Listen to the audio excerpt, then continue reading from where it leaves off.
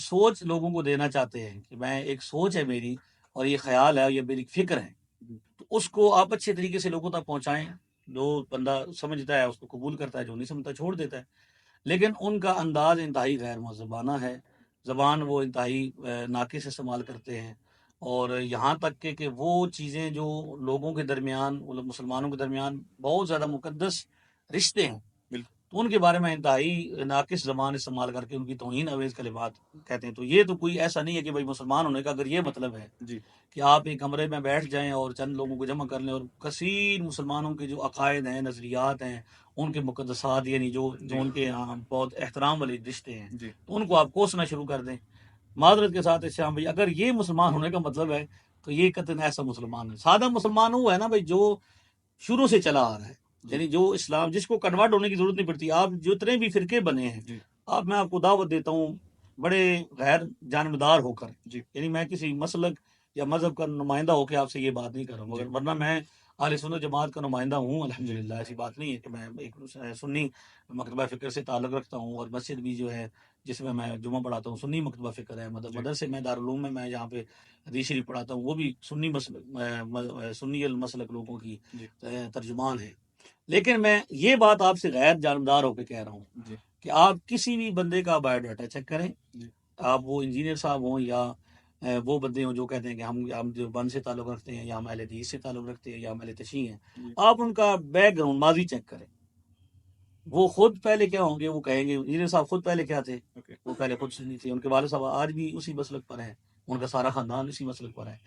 اور جتنے بھی لوگ ہوں گے پیچھے خود، یا تو وہ ان کو ایک عرصہ ہو چکا ہوگا کہ وہ اہل سنت رہے ہوں گے، نماز کا طریقہ، عقائد، نظریات ان کے اہل سنت ہوں گے، بعد میں ان کو کنورٹ ہونا پڑا. اور یا کسی بھی پرانا بھی ہوگا تو باپ دادا یا پیچھے جا کے کوئی نہ کوئی آپ کو کلو ضرور ملے گا کہ یہ کیا تھے جی، پہلے اہل سنت. اس کا مطلب یہ ہے کہ سادہ مسلمان، کثیر مسلمان وہی ہیں جو پرانے ہیں. ورنہ آپ ایک پڑھے لکھے شخص ہیں، آپ مجھے یہ بتائیں کہ ایسا ہو سکتا ہے کہ بھائی اسلام تو 1400 سال پہلے آئے اور سادہ اور عام مسلمان جو ہے وہ کیا ہو جی، وہ آج ہے.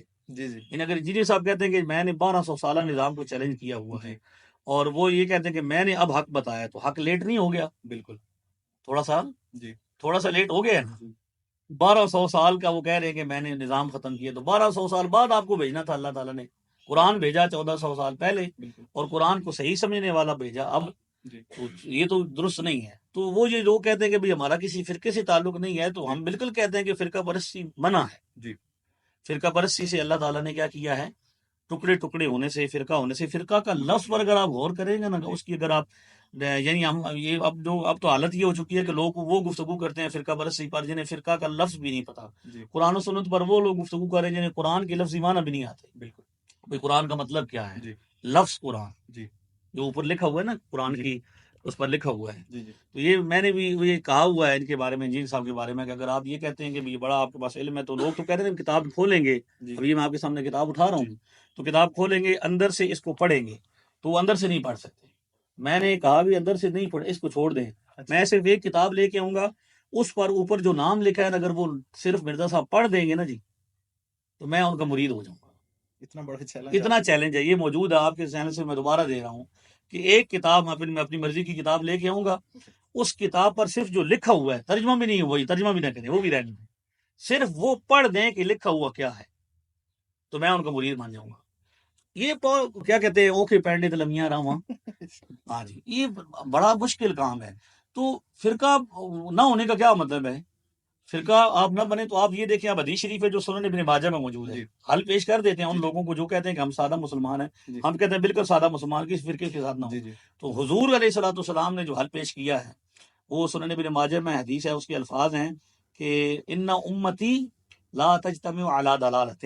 نبی پاک نے فرمایا کہ میری امت کبھی بھی گمراہی پر جمع نہیں ہوگی.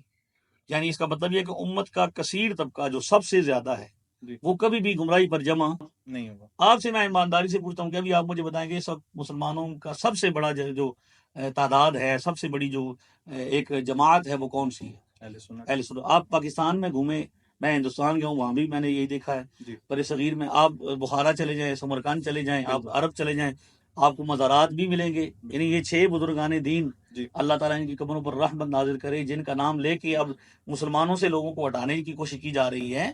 ان 6 بزرگوں کے، امام بخاری ہوں یا ابن ماجہ ہوں، جی ان 6